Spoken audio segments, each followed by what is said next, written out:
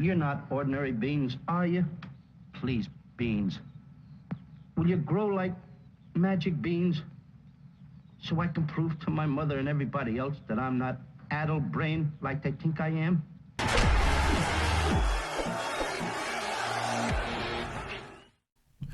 Okay, here is the point. I'm doing a live tonight. You can see I put the yellow brick road off to see the wizard. There's a lot of people, good good evaluators that believe that we're on our road to the yellow brick road. I don't think they're saying to go to the Super Bowl, but they're saying that we're going to have some sort of a 2024 redemption, and we might even make the playoffs. They're talking about ripping off a 7 out of 2 of the next bunch of games. And why not? You're a fan of a football team, and as much as you want to be a studious guy or accurate, you're still a fan and you want this to happen. Will it happen? I don't know. I think the odds are very low. But I do think there's a possibility. But it starts with this Rams game. So I'm going to get into a bunch of stories. A lot of people like Austin Jackson, right tackle. I'm not so high on him. But he's definitely an important piece to what we got on this offensive line. Lamb's going to step in, but Jackson's got a knee issue. I don't know if that means he's not playing. So that's going to be an important thing. On their team, Haverstein, the right tackle, he's the best offensive lineman they have. Maybe you could say Dotson. But he's going to be out, certainly. And so these two tackles might be off the board. Maybe Jackson shows, maybe doesn't. It's a big swing. Dotson looks like he's going to play. Holland is on the road for us. And I'll get into it. Sam Curl might not play, but there's an issue there because when you look at our skill set matching up against their weakness, it could be a problem. But also, if you look at some of their strengths against our weaknesses, well, some people don't think they are, it could also be a problem too. So it's going to be a very, very interesting game. I'm going to get into a little bit of matchups. We're going to have a big matchup thing tomorrow. I'm spending a lot of time to put it together because I do respect people's opinions to say, well, the offensive line, the chemistry's come together. Chris Greer is right. And there's some validity to that, and it can play out that way, but there's context. And it's a little murky because Tua was out. So I'm going to get into that big time tomorrow, the matchups, and even tonight in the live. Come check me out tonight, Friday night, at 10 p.m. Eastern time. And then tomorrow I'm going to be with the guys over doing the AFC East, AFC Shakedown. I'm going to be on Tommy's channel, Tommy at Mafia Sports Reports. We're going to be talking about all the games. So you got Jackson's a question mark. Haverstein's a big piece, kind of pulled out. We saw Long Jr. Get demoted, and it makes sense. Some people are saying McDaniel or Weaver, whoever you want to say, is finally taking responsibility and making people culpable for things that they are doing or not doing. And he's been pretty poor. There's been playing with an injury. He's not a cover guy. He really can't cover. He's a shooter and an attacker. And in that role, he was really good last year, although he did struggle in the pass game. So he's been demoted, and Walker Jr. stepped up, which I think is a good thing for us because Walker Jr. can cover. He's more athletic.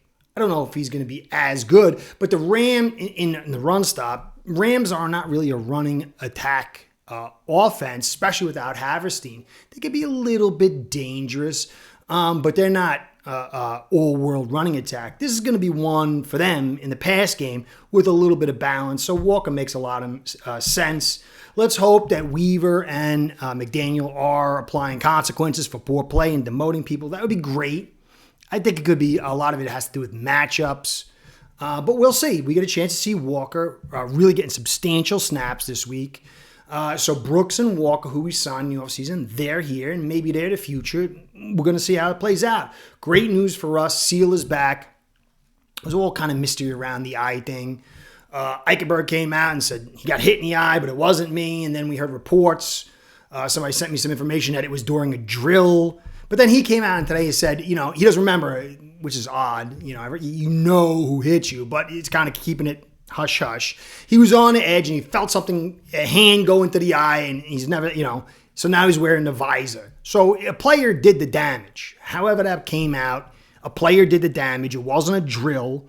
I guess we'll never know. It's kind of like the Kennedy assassination, who did it? I don't know.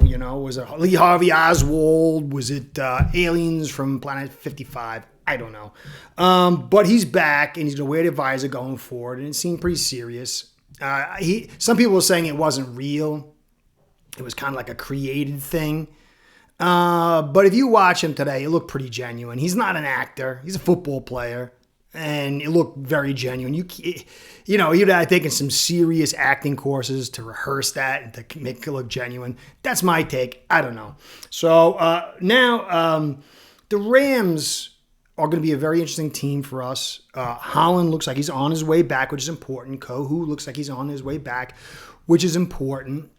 They've got 3 potent receivers. Stafford is still an excellent quarterback. Won a Super Bowl a couple years ago. The tight end's going to be out, and that helps us. So this secondary is going to get tested. And how we get pressure on them is going to be very important. And I think we can. Chop has been doing really good. You want to see the sacks. But a lot of people have been talking, me among others, that look at Phillips. Took him a little while to get going. He's been getting close, and he made the delivery last week. Some of that was Dawkins fell asleep at the wheel, but still, the kid's a good player. Need to see more out of the run game, but I think he's going to have opportunities, and we're going to need to. They like to do some boots. Stafford is a little bit mobile, and these 3 wide receivers are dangerous. So it's going to be very interesting to see how it plays out. But if you look at Los Angeles, the first 4 games, they had one kind of thing. A lot of injuries, very inconsistent. But if you check their last 3 games, their opponent's point per yards on the season is 24. But over the last 3 weeks, what they've allowed on defense has dropped to 18th, which I don't know, 5th or somewhere in that range. And then points per game scored was 21.3, but now it's bumped up to 25.3. They are getting on a roll. Some people would say that we're getting on a roll. And okay, 2 teams on a roll. We're in their house. They've faced the Vegas Raiders. They won in their house 20-15. Not a tough team, but they got some pieces. They got some good pieces, but obviously they're not a good team. But they played the Vikings in their house and won 30-20, and they're a very good team. And they played them pretty well. And then they went on the road to Seattle, and they won 26-20. So they've played some good competition. Not Raiders really, but, the Vikings and Seattle. And so they've come through to do pretty darn good, And so this is going to be a real good test for us. It's going to be the hardest of the next 3 games. If we can knock it out, I think we get the next 2. You got to always worry about injuries and craziness or whatever. But the odds would say you win this one. You're going to get a 3-game run. You'll be 5-6. You'll go into Lambeau against Green Bay, and that's not going to be easy. But if you believe that this is the yellow brick road, this is the first step. You cannot lose this game. And so we'll see a lot. And there's a lot of valuations going on. People are talking about the offensive line with the chemistry is now finally got it. I would say hold your horses. We were here last year. And then some people might say, well, we had all the injuries. And then I would say those guys are here now, most of them, except for Brewer. But you had Hunt and Connor in and out, so that would fill the Brewer spot. And then some people would say, well, it was, Liam and then Cotton and then Jones kind of moving all around. Liam sometimes center, sometimes guard. Now they've kind of been stable, and there's a lot. And I would say, okay, that's fair too. But Jones was basically going back and forth. He was coming back from injury, but he's played on both sides. And in Liam, his thing was his multiplicity. That was the thing we liked about him. And he played center and he played guard and kind of, you had most of the season, that tail end, you had Jones and you had Teron and you had Jackson.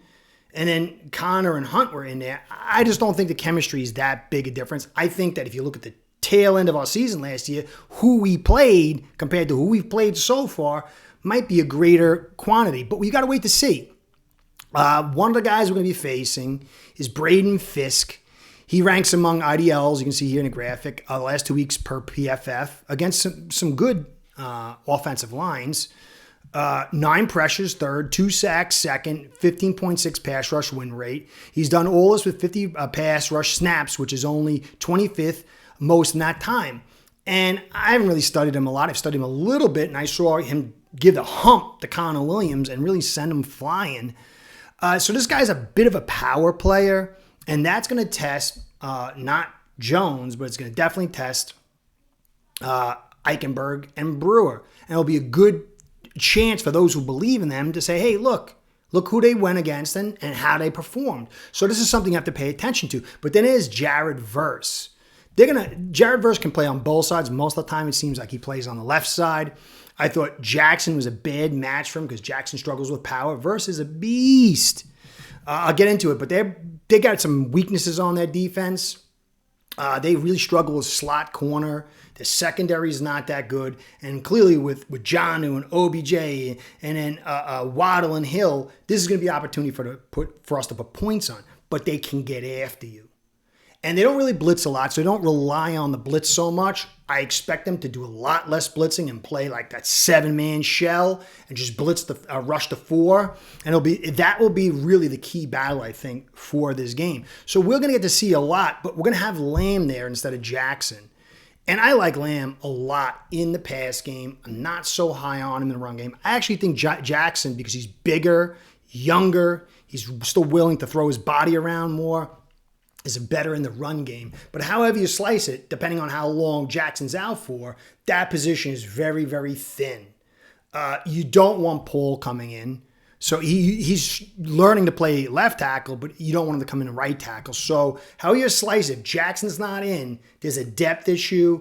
And I do think that Lamb isn't the same as far as the run game. And so if the run game doesn't get off, maybe you can point to that a little bit as well. We're hearing talks of re-signing Eichenberg. I think that's crazy. I do. But I could be wrong. But this will be a great test with Verse and Fisk to see how this, especially Eichenberg, who people are talking about re-signing, performs. Because if that pass rush gets off, we're going to get it out fast. But if you watch, the teams have been playing these high looks, kind of getting that clock up into like 220, somewhere in that range, and that's a little bit higher than we want. And so that can get the pressure off if you get it there quick enough. Can't get it in there quick enough if you're in that 2 range. So this is going to be a very interesting matchup. Coaching staff on the Rams is very good. Will be a very good test for our coaching staff. So there's a lot of stuff going on with this game that's going to be very, very, very, very interesting. And the Dolphins do take it. We should be proud. It's not going to be easy. They have some strengths to our weaknesses, and we're going to see. But you can't lose this game. But if you win this game, it doesn't say all the positive evaluations. They're right. I mean, you can definitely put a little tick in that box. But there's a long road over here, guys. I mean, go look at the competition we've had so far. And again, there's a little fog of war because Tua wasn't in. But still, look at who we're coming up to face. Look at last year, who we faced early and people going crazy about. And then when it hit the harder road, even if you want to add any injuries, you can see it was like Spaceballs when they come out of plaid speed, you know. So I just think we have to wait and see. Dolphin fans, for the most part, we all want success, but we see it maybe differently. And if you remember the old Jack and the Beanstalk, Jack was a guy that he was just a dreamer. And someone came up to him and said, hey, I got these beans. He was supposed to go buy like a cow or something or sell a cow. And, because the family needed the money. And some guy goes, I got magic beans. And so he's a dreamer and he trades the cow in for the beans, which is insane. But at some point, the dreamer and his grand dream, sometimes those seeds do turn out to be magical. So let's see how this season plays out. I think this is a final evaluation, but I personally, in my evaluation, I've seen enough. But I do leave a caveat that I can be wrong, so I continue to evaluate. But really, in order to put your foot in the ground, you gotta give more than this. If we're out of the playoffs, that's a foot in the ground moment, but we're not. So this game is really, really big. It's going to be very interesting. We have the opportunity to win. let's see. This will be a defining moment for those who say this isn't right, and this will be the first step in a defining moment for those who say it does. I'm really excited. I just love football. I watched that game last night. What an amazing game, Bengals and Ravens. Sometimes, you want to evaluate, you want all this stuff, but then other times it's just like, why don't just be a fan? This Monday night in prime time, those people who are the jack who are buying those beans and this thing turning around could have a beautiful moment, and they're fellow Dolphins fans. So let's not kill everybody's dream, but when it's over, let's be realistic. This is either the first step or we're at the end. But let fans dream, and even if you don't believe, just enjoy and dream anyway, because this is on the biggest stage in football. And we're going to see how this team responds against a good opponent. I'm very excited. Anyway, so again, check me out on a live tonight. I'm going to be starting a live on Wednesday. I'm trying to finalize the whole concept and all that stuff. And I'm going to come back tomorrow with Bills coverage and other teams going forward. I'm OCD with my studies, so I want to get stuff. I just don't want to talk. I want to kind of put information together. So that'll be coming very soon. I think it's fundamental for my sponsors and for this channel. But I'll stick with my Dolphins because I love them. I do. Even if I got to get called the bad guy and all that other stuff. Anyway, guys, Curtis saying, be well, go Fins. Curtis out. Start building your own online sports book today by getting signed up with aceperhead.com service that'll allow you to book action on sports from all around the world.